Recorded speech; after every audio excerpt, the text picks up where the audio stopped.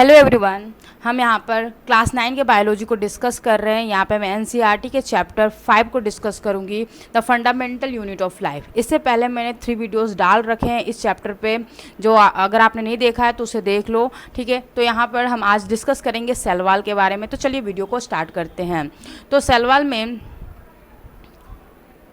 Generally cell wall में बता रखा है कि the plant cell in addition to the plasma membrane has other rigid outer covering called the cell wall. मतलब ये प्लाज्मा मेम्ब्रेन के बाहर एक आउटर कवरिंग है। इस आउटर कवरिंग को हम क्या बोल रहे हैं? सेल वॉल बोल रहे हैं। The cell wall lies outside the plasma membrane, plasma membrane के बाहर साइड में होते हैं।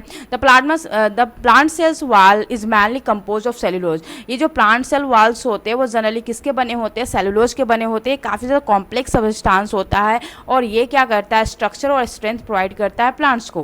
When the living plant cell lose water through the osmosis, मतलब ऑस्मोसिस के जरिए से जो वाटर है वो लूज करते हैं, जो प्लांट्स है वो लूज करते हैं वाटर को, तो इससे क्या होता है कि वो श्रिंकेज हो जाती है या फिर बहुत से कॉन्ट्रैक्ट कर जाते हैं the content of the cell, और वो away from the cell wall, जो वाटर है वो अवे होने लगता है फ्रॉम द सेल वॉल से, ठीक है। दिस फेनोमेनन इज नोन है, इस फेनोमेनन को हम क्या बोलते हैं? प्लाज्मोलाइसिस बोलते हैं, ठीक है। अगर मैं सिंपलेस्ट भाषा में बोलूँ तो प्लाज्मोलाइसिस वो है जिसमें वाटर जो होती है लूज होती है सेल से through the cell wall. That process is called plasmolysis, ठीक है। We can observe this phenomenon by performing the following activity के जरिए इसको हम देखेंगे कि ये जनरली कैसे हो रहा है। तो एक्टिविटी 5.6, ठीक है। Mount the peel of the rhoeo leaf in water on a slide and examine the sales under the high power of the microscope. तो यहाँ पर बोला जा रहा है कि आप एक रियो लीफ के पील को लो और उसको वाटर में डालो और आप उसको माइक्रोस्कोप के जरिए ऑब्जर्व करो, तो आप पाओगे कि जो सेल है वो स्वेल कर गया है, क्योंकि हाई कंसंट्रेशन से वाटर लो कंसंट्रेशन की ओर मूव कर गई, जिसके वजह से जो सेल है वो थोड़ी सी स्वेल कर गई है, ठीक है। Note the small green granules called the chloroplast. यहाँ पर ग्रीन जो ग्रेनुअल्स की बात हो रही है, तो जरा हम जान लें कि ग्रेनुअल्स होता क्या है। तो एक्चुअली ग्रेनुअल्स जो है एक प्रकार का काफ़ी स्मॉल पार्टिकल्स होते हैं जो कि साइटोप्लाज्म में प्रेजेंट होते हैं। ये जो पार्टिकल्स है ये कंटेन करते हैं फूड मटेरियल, जैसे कि स्टार्च हो गया, ग्लाइकोजेन हो गया, और फैट्स को ये क्या करते हैं? कंटेन करते हैं, ठीक है। Now next, call the chloroplast. इसको हम क्या बोलते हैं? क्लोरोप्लास्ट कहते हैं। और साथ ही साथ याद रखो कि ग्रेनुअल्स जो है वो नॉन लिविंग सब्सटेंस है, ठीक है। ये कंटेन क्या करता है? जैसे स्मॉल ग्रीन ग्रेनुअल्स होता है, इसको क्या हम बोलते हैं? क्लोरोप्लास्ट बोलते हैं। They contain the green substance called the chlorophyll. इसमें क्या होता है? ग्रीन सब्सटेंस प्रेजेंट होते हैं, इन्हें हम क्या बोलते हैं? क्लोरोफिल बोलते हैं। Put a strong solution of sugar और salt on the mountain leaf on the slide. अब आप क्या करोगे कि उस जो सेल था उस सेल पर आप क्या करोगे? स्ट्रॉन्ग सॉल्यूशन, मतलब कंसंट्रेटेड शुगर सॉल्यूशन या फिर सोल्ट सॉल्यूशन को आप डालोगे, तो आप देखोगे कि जो सेल है वो श्रिंक कर गया, मतलब हाई कंसंट्रेशन जो इनसाइड में वाटर काफ़ी ज़्यादा था इनसाइड द सेल, तो वहाँ से वाटर जो होती है लूज हो रही है आउटसाइड द सेल, जिसके वजह से क्या हो रही है? जो सेल है वो क्या हो रही है? श्रिंकेज हो जा रही है, ठीक है। जब हम ऑब्जर्व करेंगे माइक्रोस्कोप के जरिए तो देखेंगे कि वो जो सेल है वो क्या हो जा रही है? श्रिंकेज हो जा रही है। नाउ नेक्स्ट यहाँ पे बोल रखा है, now place some Rhoeo leaves in the boiling water. Boiling water में आप रियो लीव्स को डालनी है कुछ समय के लिए, and this kill the cells. एक सेल को क्या कर देगा? किल कर देगा। The mount on lift on a slide and observe it under microscope. अब इसके बाद उस लीफ को आप पहले वाटर में डालकर देख सकते हो, तो और उसके बाद आप माइक्रोस्कोप के जरिए ऑब्जर्व करोगे तो किसी भी तरीके के चेंजेस उनके शेप में नज़र नहीं आएगा। साथ ही साथ फिर आप उसको स्ट्रॉन्ग सॉल्यूशन ऑफ शुगर या फिर सॉल्ट में आप डालोगे तो फिर भी वहाँ पर भी किसी भी तरीके का मतलब शेप में चेंजेस आपको नहीं नज़र आएगा। तो ये इससे एक कंक्लूजन निकल रहा है कि जो सेल है वो अलाइव अनटिल, मतलब ये जब जीवित रहते हैं तभी आपके जो प्रोटोप्लाज्म है वो फंक्शन कर पाते हैं। तो अब क्वेश्चन आता है प्रोटोप्लाज्म होते क्या है? तो जितने भी जो साइटोप्लाज्म प्लस न्यूक्लियस, इन सभी को ऐड करके हम बोलते हैं प्रोटोप्लाज्म, ठीक है। तो ये प्रोटोप्लाज्म जब फंक्शनिंग कर रहा होता है तभी ये प्रोसेस जो होती है सिंकेज या फिर स्वेल का जो प्रोसेस है वो हो पाता है, ठीक है। तो लिविंग सेल्स जो होती है वो रिस्पॉन्स कर पाती है changes of external osmosis pressure. Osmosis pressure जो एक्सटर्नल जो ऑस्मोसिस प्रेशर हो रहा है उसके चेंजेस को लिविंग सेल ही मतलब लिविंग सेल में वो चेंजेस शो हो पाता है, बट डेड सेल में इसमें किसी भी तरीके का इफेक्ट देखने को नहीं मिलता। तो सारा कंक्लूजन यही निकला कि लिविंग सेल्स होने पर ही श्रिंकेज या फिर स्वेलिंग जो होती है सेल में वो देखने को मिलता है। नॉन लिविंग सेल्स में ऐसा कुछ भी चेंजेस देखने को नहीं मिलता है। नाउ नेक्स्ट यहाँ पे हम डिस्कस करेंगे नेक्स्ट इसके बाद बता रखा है कि what do be infer from this activity. Activity के जरिए आपने क्या देखा, तो it appear that only living cells and not a dead cell are able to observe the water by the osmosis. मतलब यहाँ पर बताया जा रहा है कि जो लिविंग सेल्स है वही वाटर को ऑब्जर्व कर सकता है, लेकिन जो डेड सेल्स हैं वो वाटर को ऑब्जर्व नहीं कर सकते हैं। The cell wall permit the cells of plants fungi and bacteria to withstand very dilute external media without bursting। यहाँ पे बता रखा है सेल वॉल जो होता है एक परमिट करता है सेल ऑफ द प्लांट्स, जो प्लांट के सेल में जो प्रेजेंट सेलवाल्स होते हैं, फंगाई में जो प्रेजेंट सेलवाल्स होते हैं, बैक्टीरिया में जो प्रेजेंट सेलवाल होते हैं, वो विथस्टैंड करने में वेरी डाइल्यूट जो एक्सटर्नल मीडिया होती है, मतलब हाइपरटोनिक जो सॉल्यूशन होती है, सॉरी हाइपरटोनिक नहीं, हाइपोटोनिक जो सॉल्यूशन होती है उनमें वो एक्सटेंड कर पाते हैं विदाउट बस्ट हुए। ठीक है, इन सच मीडिया इसमें होगा क्या, हाइपरटोनिक में होगा क्या कि पानी जो है, क्योंकि आउटर जो सराउंडिंग सेल के चारों तरफ का जो प्रेजेंट एरियाज है वहाँ पर वाटर का जो कंसंट्रेशन है वो काफ़ी हाई है और सेल के अंदर में वाटर का कंसंट्रेशन काफ़ी लो है। ठीक है, तो हाई कंसंट्रेशन से लो कंसंट्रेशन की वाटर क्या होगी, इंटर करेगी with the help of osmosis process. तो हो सकता है कि जो सेलवाल है मतलब अगर सेलवाल ना हो तो वो बस्ट भी हो सकता है। तो यहाँ पर जो सेलवाल है ये क्या करता है, उसको बस्ट होने से बस्ट जो होती है उससे उसको क्या करता है, प्रिवेंट करता है। तो यहाँ पर सेलवाल जो है ये काफ़ी ज़्यादा बेटर स्ट्रेंथ और प्रोटेक्शन प्रोवाइड करता है जितने भी प्लांट्स और फंगाई और बैक्टीरियाज हैं इन सभी को। ठीक है, नाउ नेक्स्ट यहाँ पे बता रखा है the such media the cell intends to take up water by the osmosis. यहाँ पर जो वाटर एब्जॉर्ब होती है ऑस्मोसिस प्रोसेस के जरिए होती है। The cell swell build up a pressure against the cell wall. Of course जब सेल स्वेल कर जाएगी तो प्रेशर बिल्डअप करेगी सेल वाल पे। द वाल एक्सर्ट इक्वल प्रेशर, जितना उस पर प्रेशर लगाई जाएगी सेल इंटरनल पार्ट्स जो सेल के अंदर उसके द्वारा उतना ही वो सेल वाल जो उतना ही pressure equal pressure against the swelled cell की ओर लगाएगा। Because of their wall such cells can withstand such greater changes in the surrounding media than the animal cell. तो यहाँ पर ये बताया जा रहा है कि सराउंडिंग मीडिया में जो काफ़ी ज़्यादा ग्रेटर चेंजेस जो आते हैं इसमें भी वो विथस्टैंड कर पाता है। बट अगर हम एनिमल सेल की बात करें तो इनमें इतनी ज़्यादा कैपेसिटी नहीं होती है ग्रेटर चेंजेस में अपने को विथस्टैंड करने की। ठीक है, नाउ हम डिस्कस करेंगे न्यूक्लियस। ठीक है, यहाँ पर न्यूक्लियस में बता रखा है remember the temporary mount of onion peel be prepare. जो ऑनियन पील हमने देखा था प्रिपेयर किया था, ऑनियन पिल जो हमने प्रिपेयर किया था उसको हमने देखा था, उसमें हमने माइक्रोस्कोप के ज़रिए उसको देखा था तो हमें पता चला था बहुत छोटे छोटे कंपार्टमेंट्स प्रेजेंट थे, उसमें ऑनियंस के सेल्स प्रेजेंट थे and we had put iodine solution. अब हम क्या करने वाले हैं कि उसी ऑनियन पिल में हम क्या करेंगे, आयोडीन सॉल्यूशन को क्या करेंगे, डालेंगे। Why what would be see if we try observing the peel without putting the iodine solution. तो एक्चुअली क्या होगा ना कि जब आप आयोडीन सॉल्यूशन उसमें डाल दोगे तो होगा क्या कि पहला तो जो स्टार्च जो है जो फूड स्टोर्ड है किस फॉर्म में, सेल में स्टार्च के फॉर्म में, वो क्या हो जाएगी, वो टर्न हो जाएगी ब्लू ब्लैक कलर में। जब आप आयोडीन डालोगे तो ये फ़र्क आपको देखने को मिलेगा, जो फूड जो स्टोर है स्टार्च के फॉर्म में वो ब्लू ब्लैक कलर में कन्वर्ट हो गए। तो आप आसानी से माइक्रोस्कोप के ज़रिए उस फूड को देख पाओगे, कहाँ कहाँ पे प्रेजेंट है वो देख पाओगे क्योंकि वो कलर्ड में कन्वर्ट हो चुका है। दैट्स वाई उसको देखना आपके लिए काफ़ी ज़्यादा ईजी हो जाता है। ठीक है, आयोडीन सॉल्यूशन को अगर आप डालते हो तो क्या होता है, जो ऑनियन पील जो होती है कलर्ड हो जाती है, तो आप क्लियरली चीज़ों को माइक्रोस्कोप के जरिए देख पाते हो। ठीक है, मतलब इसमें आपको डार्क कलर देखने को मिलता है, जिससे जिससे आप आसानी से चीज़ों को माइक्रोस्कोप के जरिए देख पाते हो। बट इसमें किसी भी तरीके केमिकल चेंजेस नहीं होती है आयोडीन डालने से, ठीक है। बस आयोडीन नहीं डालने से होता है क्या है कि आप चीज़ों को उतने बेटर तरीके से नहीं देख पाते हो, ठीक है। बस इतना ही फ़र्क है, ठीक है। नाउ नेक्स्ट यहाँ पे हो रखा है try it and see what the difference is. आप एक बार क्या करो कि विदाउट आयोडीन डालो, मतलब ऐसा 2 पिल लो, एक पिल में आप आयोडीन डालकर देखो माइक्रोस्कोप के जरिए, दूसरे पिल में आप विदाउट आयोडीन डालकर देखो, तो दोनों में बस इतना फ़र्क आपको नज़र आएगा कि इसमें जिसमें आपने आयोडीन डाल रखा है उसमें चीज़ें काफ़ी बेटर तरीके से विजिबल हो पाएगी, ठीक है।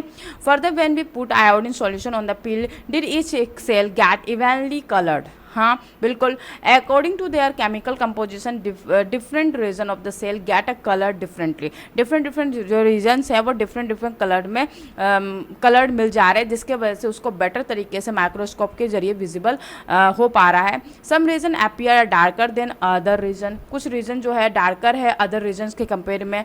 Apart from the iodine solution we could also use, अगर आपके पास आयोडीन सॉल्यूशन नहीं है तो सेफ्रानिन सॉल्यूशन डाल सकते हो, मिथाइलिन ब्लू सॉल्यूशन डाल सकते हो टू स्टेन इन सेल, ठीक है।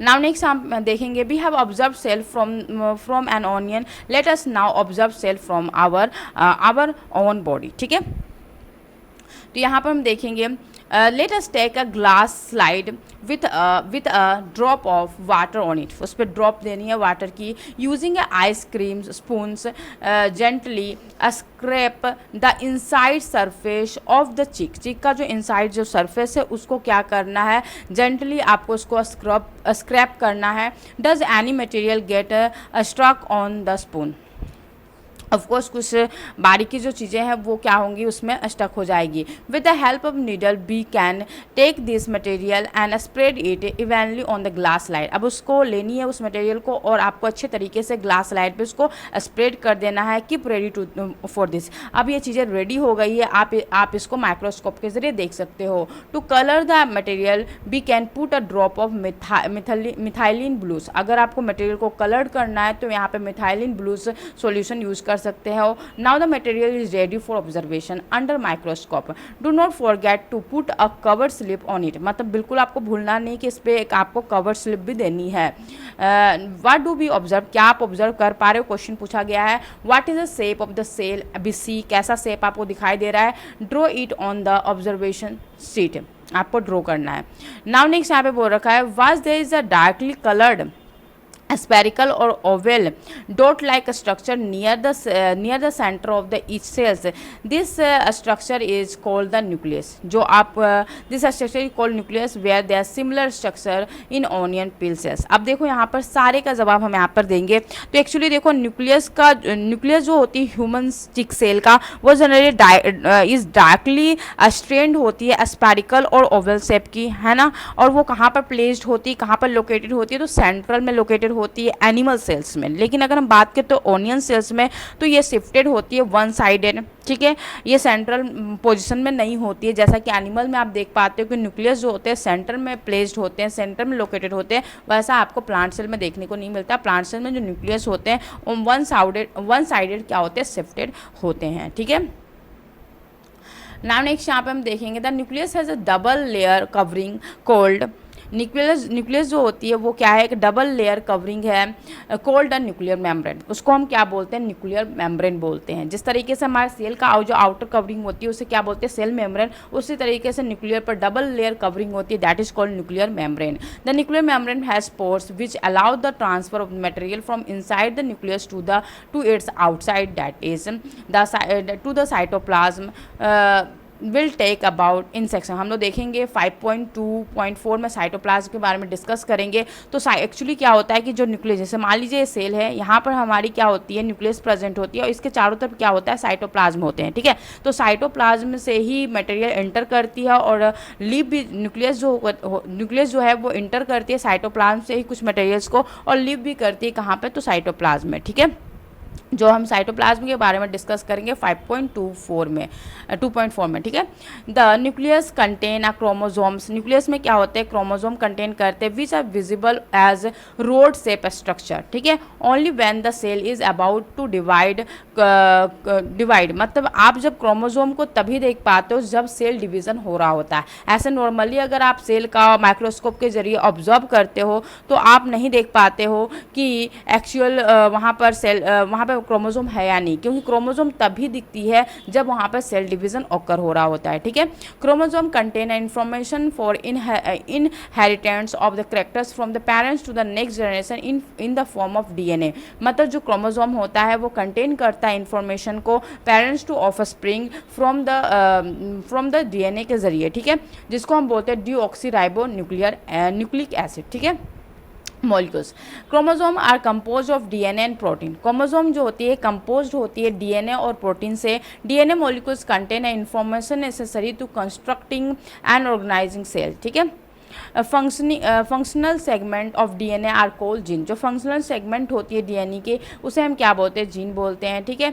In a cell which is not dividing, cell में क्या होते हैं, डिवाइड नहीं होते हैं। This DNA is present as a part of the chromatin material, ये जो डीएनए प्रेजेंट होता है ये पार्ट किसका होता है, तो क्रोमेटिन मटेरियल का होता है। हम इसको पूरे अच्छे से डिस्कस करेंगे थोड़ी देर बाद। Chromatin material is visible as entangle mass of thread like structure, जो क्रोमेटिन मटेरियल होती है वो जनरली एक थ्रेड लाइक स्ट्रक्चर में होती है। Whenever the cell is about to divide the chromatin material get organised into a chromosome, जब cell division occur होता है तो क्रोमेटिन मटेरियल जो होती है वो ऑर्गेनाइज हो जाती है क्रोमोसोम के फॉर्म में, ठीक है। तो थोड़ा सा हम डिस्कस करेंगे। हम यहाँ पे जीन के बारे में बात किए, हमने क्रोमेटिन मटेरियल के बारे में बात किया, क्रोमोसोम के बारे में। तो फर्स्ट ऑफ ऑल जीन के बारे में जान लेते हैं कि जब भी हम कोई क्रोमोसोम नंबर ऑफ क्रोमोसोम के हिसाब से, जैसे कि नंबर ऑफ जो क्रोमोसोम होती है वो सेम हो सकते हैं। जैसे कि फॉर एग्जांपल अगर हम बात करते हैं लायन, टाइगर, हाउस कैट, इन सभी के जो क्रोमोसोम होते हैं वो 38 ही होते हैं, ठीक है, लेकिन उनके जीन जो होते हैं सेम नहीं होते, ठीक है। तो हम कभी भी क्रोमोसोम के हिसाब से किसी के कैरेक्टरिस्टिक स्पीसीज़ के जो कैरेक्टरिस्टिक्स है उसको डिसाइड नहीं करते हैं, उसके जीन के हिसाब से उसके जो कैरेक्टरिस्टिक्स है स्पीसीज़ के वो डिसाइड होते हैं, ठीक है। ओके, नाउ नेक्स्ट यहाँ पे हम बात करेंगे हल्का सा क्रोमेटिक मटेरियल का। तो एक्चुअली होता क्या है, हम हल्का सा यहाँ पे फिगर को बनाने की कोशिश करेंगे, जिसमें हम यहाँ पर एक जस्ट यहाँ पर आपका क्या है, ये न्यूक्लियस है, जिसमें आपका ये वाला जो पार्ट है दैट इज़ कॉल्ड न्यूक्लियोप्लाज्म, ठीक है। हम बताएंगे न्यूक्लियोप्लाज्म क्या है और यहाँ पर क्या प्रेजेंट होता है, न्यूक्लियोलस प्रेजेंट होता है। क्या बोलते हैं इसे न्यूक्लियोलस, ठीक है, वेट, न्यूक्लियोलस बोलते हैं इसे मैं थोड़ा इरेज करके यहाँ पे बता देती हूँ। इसे हम क्या बोलते हैं, न्यूक्लियोलस, ठीक है। नाउ नेक्स्ट यहाँ पर हमारा है एक थ्रेड लाइक स्ट्रक्चर इसमें प्रेजेंट होती है, बहुत सारी थ्रेड लाइक स्ट्रक्चर यहाँ पे प्रेजेंट होती है, समथिंग इस तरह, ठीक है। तो ये थ्रेड लाइक स्ट्रक्चर जो होता है इसे हम क्या बोलते हैं, तो इसे हम बोलते हैं क्रोमैटिन नेटवर्क, ठीक है। इसे हम क्या बोलते हैं, क्रोमेटिन नेटवर्क, ठीक है। इसे हम क्या बोलते हैं, क्रोमेटिन नेटवर्क्स, ठीक है। और यहाँ पर ना छोटे छोटे पोर्स प्रेजेंट होते हैं न्यूक्लियर मेम्ब्रेन में, दैट इज कॉल्ड, इसको हम बोल सकते हैं न्यूक्लियर पोर्स, ठीक है। इसे हम क्या बोलेंगे, न्यूक्लियर पोर, ठीक है। नाउ नेक्स्ट यहाँ पर हमने बता दिया, न्यूक्लियस बता दिया, न्यूक्लियर मेम्ब्रेन तो ऑफ कोर्स यही वाला है जो आउटर कवरिंग है, that is called nuclear membrane, है ना। ओके, ये चीज़ हो गया। जब सेल डिवीज़न होता है तो आप देख पाते हो कि जब सेल डिवीज़न हो रहा होता है तो जो यहाँ पर जो न्यूक्लियस वाली पार्ट है उसमें क्या होता है, क्रोमोसोम्स नज़र आते हैं, ठीक है। क्रोमोसोम इस तरह यहाँ पे पेयर में 2 पेयर्स में नज़र आ रहे हैं। तो इस तरीके से जब सेल डिवीज़न होती है तो क्रोमोसोम्स आपको नज़र आते हैं, ठीक है। नाउ नेक्स्ट हम यहाँ पे हल्का सा डिस्कस करेंगे न्यूक्लियोप्लाज्म के बारे में, ठीक है। तो यहाँ पर जनरली हमारी जो न्यूक्लियर मेम्ब्रेन होती है वो काफ़ी ज़्यादा नाजुक होती है और ये फिल्ड होती है विथ न्यूक्लियोप्लाज्म, इसमें न्यूक्लियोप्लाज्म प्रेजेंट होता है। ये जो न्यूक्लियोप्लाज्म होती है just like a thread like a structure होती है, जिसको हम क्या बोलते हैं, क्रोमेटिन फाइबर्स, ठीक है। जब आपका सेल डिवीज़न हो रहा होता है तो जो क्रोमेटिन फाइबर्स है वो काफ़ी ज़्यादा थिक हो जाती है, just like a ribbon like structure में कन्वर्ट हो जाती है। और इस फाइबर को इसी फाइबर को हम क्या बोलते हैं, क्रोमोजोम बोलते हैं। ठीक है, द सेल इन जो न्यूक्लियर मेम्ब्रेन में जो एब्सेंट, अगर आप देखते हो कि जो प्रोकैरियोट्स किसे हम बोलते हैं, जिसके न्यूक्लियर मेम्ब्रेन्स क्या होते हैं, वेल डिफाइंड नहीं होते, दैट इज कॉल्ड प्रोकैरियोट्स। ठीक है, प्रोकैरियोटिक सेल्स हम बोलते हैं। ठीक है, यहाँ पर क्या होता है, अगर हम बात करें प्रोकैरियोटिक सेल्स की, तो यहाँ पर जो न्यूक्लियर जो मटेरियल्स होते हैं, जिसको हम क्या बोलते हैं, क्रोमेटिन फाइबर, जो न्यूक्लियर के अंदर जो मटेरियल प्रेजेंट होते हैं, that is called chromatin fibre, which occur freely in the cytoplasm, जो काफ़ी फ्रीली प्रेजेंट होती है साइटोप्लाज्म में, क्योंकि यहाँ पर जो न्यूक्लियर मेम्ब्रेन है वो वेल डेवलप्ड नहीं है, तो ऑफकोर्स ये साइटोप्लाज्म में फ्रीली प्रेजेंट होती है, जैसे कि आप देख सकते हो बैक्टीरिया में। ठीक है, लेकिन अगर हम वही बात करते हैं यूकैरियोटिक सेल्स में, तो वहाँ पर जो न्यूक्लियर मेम्ब्रेन होते हैं वो डबल न्यूक्लियर मेम्ब्रेन्स प्रेजेंट होते हैं, और यहाँ पर आपको जो क्रोमेटिन मटेरियल्स है वो आपको साइटोप्लाज्म में फ्रीली देखने को नहीं मिलते। ठीक है, तो नाउ नेक्स्ट हम यहाँ पर बेसिक जो इन्फॉर्मेशन देना था वो मैंने दे दिया है। नाउ नेक्स्ट हम इसके बाद का डिस्कस करते हैं। The nucleus play a central role in the cellular reproduction. जो न्यूक्लियस जो होती है वो प्ले करता है एक सेंट्रल रोल सेलुलर रिप्रोडक्शन में। The process by which the single cell divide and form two new cells, it also play a crucial part along with the environment in detecting the way the cell will develop and what form it will exhibit at a maturity by directing the chemical activities of the cell। ये सारी चीज़ों को वो monitoring कर रहा होता है कौन, न्यूक्लियस। ठीक है, नाउ नेक्स्ट यहाँ पर दे रखा है in some organism like a bacteria the nuclear region of the cell may be poorly defined due to the absence of nuclear membrane. यहाँ पर जो बैक्टीरिया की अगर हम बात करें तो न्यूक्लियर जो रीजन्स होती है वो सेल का वो काफ़ी ज़्यादा प्योरली तरीके से डिफाइंड होती है, क्योंकि यहाँ पर न्यूक्लियर मेम्ब्रेन क्या होते हैं, एब्सेंस होते हैं, या फिर बोल सकते हो वेल डेवलप्ड नहीं होते हैं। Such an undefined nuclear region contain only nucleic acid is called the nucleoids. यहाँ पर अनडिफाइंड जो न्यूक्लियर रीजन होता है ये कंटेन करता है न्यूक्लिक एसिड को, जिसको हम बोलते हैं nucleoid. Such organism whose cells lack of nuclear membranes are called prokaryote. ऐसे सेल्स, जस्ट मैंने थोड़ी देर पहले बताया था कि ऐसे सेल्स जिसमें न्यूक्लियर मेम्ब्रेन की कमी होती है, दैट इज कॉल्ड प्रोकैरियोट्स। ठीक है, नाउ नेक्स्ट बोल रखा organism with cell having the nuclear membrane are called eukaryote, जिसमें सेल मेम्ब्रेन्स प्रेजेंट होती है, वेल डिफाइंड होती है cell nuclear membrane, that is called eukaryotics. ठीक है, प्रोकैरियोटिक सेल्स जो होती है also lack most of the other cytoplasmic organelles, बहुत सारे ऑर्गेनल्स भी इसमें एब्सेंट होते हैं प्रेजेंट इन द यूकैरियोटिक, जबकि प्रेजेंट होते हैं यूकैरियोटिक सेल्स में। Many of the function of such organelles are also perform by the purely organized part of the cytoplasm. मतलब ऑफ कोर्स यहाँ पर जो ऑर्गेनल्स, कुछ ऑर्गेनल्स प्रेजेंट भी होते हैं तो वो भी काफ़ी प्योरली फंक्शन कर रहे होते हैं अपने साइटोप्लाज्म में। द